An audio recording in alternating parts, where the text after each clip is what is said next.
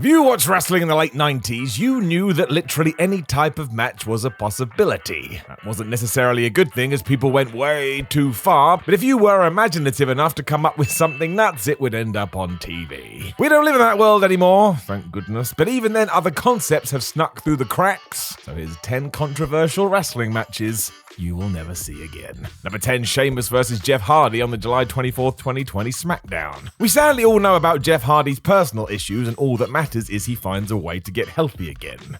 Wrestling is the most important of the unimportant things, and before you even turn on a program to watch, you want to know those involved are doing all right.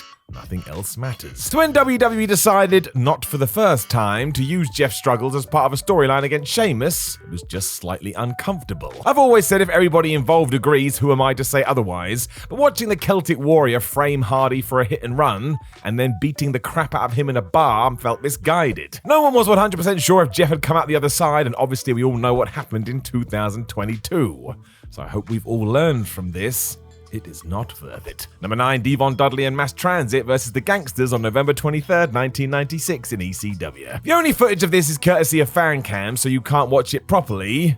I think that's a good thing. The infamous Mass Transit incident is the worst of the worst when it comes to wrestling, and 25 years later we've never seen anything like it. Good. The short version is an underage Eric Koulas was able to walk his way into ECW, and as the company needed an enhancement talent for the GANGSTAS match, why not give him a shot? Well, the answer was Eric was barely trained at all, and that New Jack may try to kill him, which he basically did.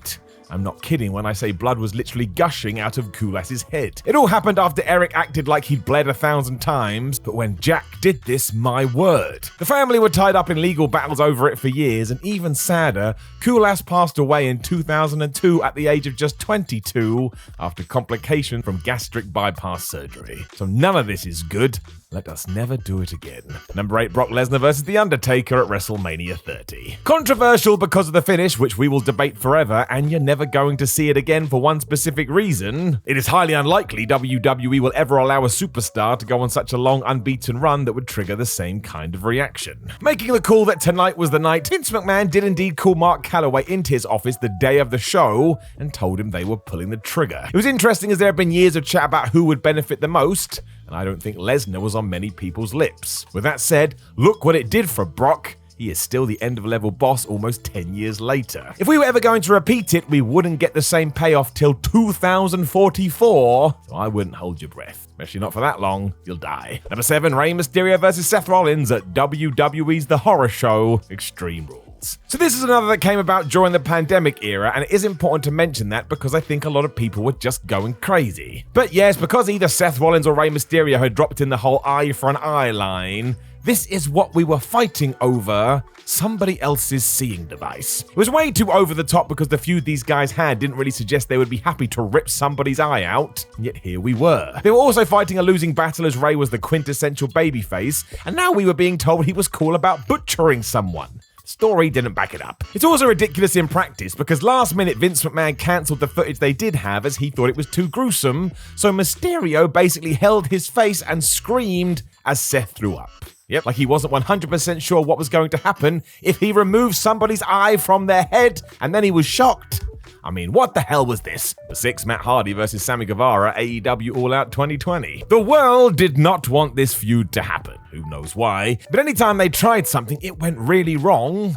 Wasn't even their fault, just life being life. To try and up the ante in front of a pandemic-stretched crowd, Hardy and Guevara were brawling on scaffolding when Matt was knocked off and smashed his head into the floor. I mean, honestly, I don't know how he continued. He also looked a bit bamboozled for the rest of it, and hopefully this serves as a reminder to us all that safety must come first. We should have just drawn a line under it here and chalked it up to a loss. We absolutely did not, and I even think the bumps got worse. Number 15, the 2015 Royal Rumble. Now, obviously, we will get another Royal Rumble. That will outlive us all. But in terms of booking one, WWE will surely never do this again. And please note the word surely there, because you just never know. This was just a masterclass in what not to do, though, as we went into full get Roman Reigns over mode, even though nobody wanted that. The boos that came when it was clear he was on his way to success are crazy, and WWE knew this too. It's why Kane and Big Show were put in there to beat him up as some sort of, well, we don't want them to win. And then The Rock showed up as well.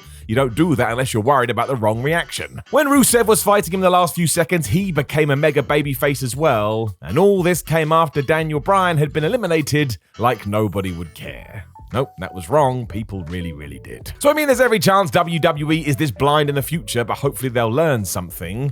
This was a disaster, although quite funny when you watch it now. Like it's so good it's bad, especially when Rocky looks disappointed in himself for not seeing it coming. Number 4, Joey Janela versus Jimmy Lloyd at the March 21st, 2020 GCW. Do you want to know why I love wrestling so much? Right here. Now, the reason I hope we don't see it again is because it's pure pandemic and we never want to go through that for another round. But as the world tried to figure stuff out, GCW had a social distancing match between Joey Janela and Jimmy Lloyd where, yep, they wrestled, but did so a good few feet apart from each other. Old school wrestlers were probably melting down when this happened, even if they didn't see it. They could just sense a disturbance in the force, and it was basically like the Invisible Man was standing in between them, ensuring they couldn't actually touch. So sure, it was silly, but it was also very creative and a reminder why this crazy sport is so good. You can do whatever you want as long as everybody is game.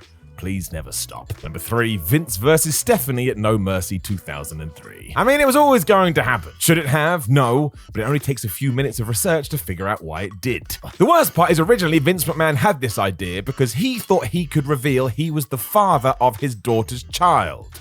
I hate that I even have to say that out loud. And even though Stephanie was like, no way, we still got this. And did anybody really want to see a child dad beat the shit out of her? There will be someone because there always is, but otherwise, no, just no. It was uncomfortable. Sable and Linda are also out there to make it even worse. And it ends with Vince trying to kill his offspring with a lead pipe. Never again, please. Thanks. Number 2, Mankind versus The Undertaker at King of the Ring 1998. I mean, this decision was made literally seconds after Mankind and The Undertaker was done. There's footage of this, but when Vince McMahon hunts down Mick Foley afterwards, he thanks him for his efforts and then states this will never happen in a WWE ring again. And it hasn't. We've had crazy stunts for sure, but the risk has never been as high as this, and honestly, it has been 24 years and I still can't get over the fall. Every time I see it, I'm amazed by it. I mean, who ever thought you'd see a wrestler get chucked off the top of the Hell in a Cell through a table? The margin for error is so small. I am confident in saying that this will never be topped no matter what we do because it was just so raw, no pun intended. There was no flashiness or clever camera angles, just one human putting his life on the line because he was worried fans may not think this match was very good otherwise. Madness. Number 1, Mickie James, Kelly Kelly and Gail Kim versus MARYSE, Rosa Mendes and Alicia Fox at the 13th of July 2019 Raw. Wrong place, wrong time, wrong everything. While we already mentioned the Attitude Era and how it had no rules, it was so successful there was a big holdover after we were done. Hence why almost a decade later, WWE still booked a summer swimsuit spectacular match. And yes, you heard that right. It was so behind the times, the likes of TNA and Shimmer were highlighting that, shock horror, women could wrestle just as good as anybody else. Don't even get me started on All Japan's female division. They did not exist here. What really sucked is that Mickie James and Gail Kim were top-tier talents, and the rest of those involved did have some potential. That's why they were in this position in the first place. Rather than try and nurture that, however, we thought scantily clad nonsense was better. Wasn't. Thankfully, since this, we've had the WWE Women's Revolution, which should mean we never go back to this because the hypocrisy may be too much for some to take. If only I could be more confident, though, because, well, you already know. Know of any other controversial wrestling matches we will never see again? Make sure you let us know in the comments below, and don't forget to like the video, share the video, and subscribe. Then head over to whatculture.com where you can read yourself some articles. Make sure you come follow us on social media, and we do have a lot of other videos. Why don't you go and check one out? My name is Simon for What Culture. Thank you very much for listening as always, and I'll talk to you again soon.